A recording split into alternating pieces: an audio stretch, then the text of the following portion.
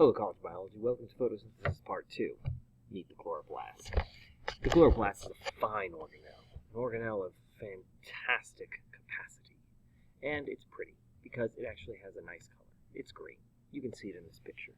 And you can see that this organism, this is a plant. You can see it's got that nice structured cell wall, and it's got all these chloroplasts. And it's pretty, and it's colorful, and it's green. And there's a lot of chloroplasts in there, well, because, you know, its job is catching energy. It's got to catch those energy. So let's take a look at what a chloroplast is. This is going to be a cartoon of a chloroplast, and then we'll look at the real deal. So, diagram of a chloroplast.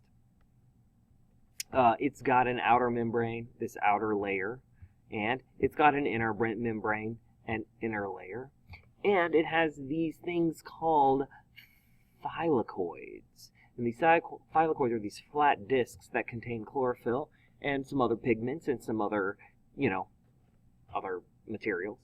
And they are where a lot of the action of photosynthesis occur.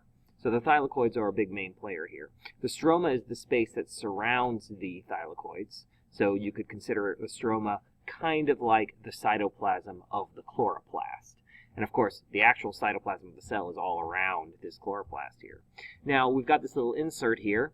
If you take many thylakoids and stack them on top of each other, you get a granum. That is a stack of thylakoids. And inside the thylakoids are the thylakoid space. And there are these sort of bridges and connections that can form between the thylakoids. And those are called lamellae, apparently. This is a recent discovery in my life. But that is apparently what they're called. So, there you have it. So, general situation for our chloroplasts.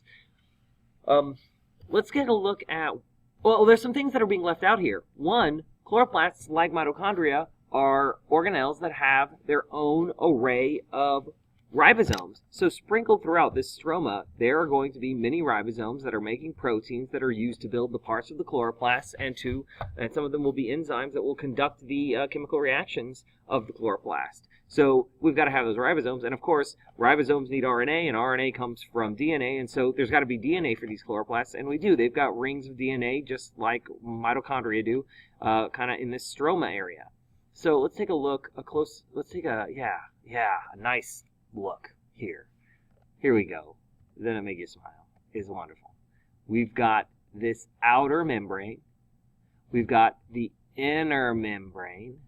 We have all of this space in here. This is the stroma.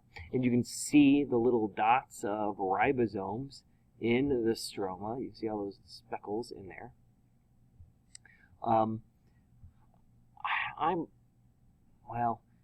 I might even hazard to say that the reason why this space has these white clouds is because it's got clumps of DNA in it, little globule rings of DNA in here. I think that might be the case. I'm not 100% sure on that. That's an inference. So anyway, we've got the stroma, we've got the ribosomes, we've got that stuff.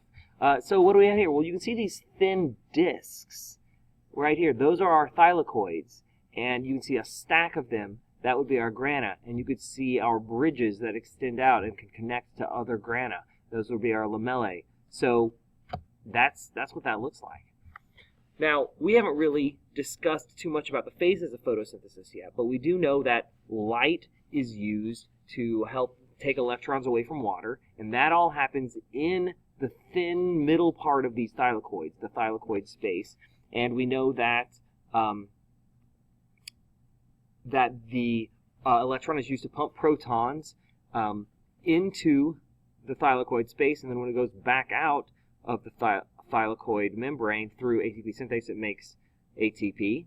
And we know that the thylakoid is also producing electron carriers. So the first part, the light reaction, all of that occurs in these grana. All of that occurs in the thylakoid space of these stacked thylakoids. Then the stroma, that's where the next section takes place, where the carbon dioxide and the ATP and the electron carriers are actually used to make G3P, which can then go on and be used to be making glucose. So we'll talk more about those phases in the future. I hope this helps. Struggle well.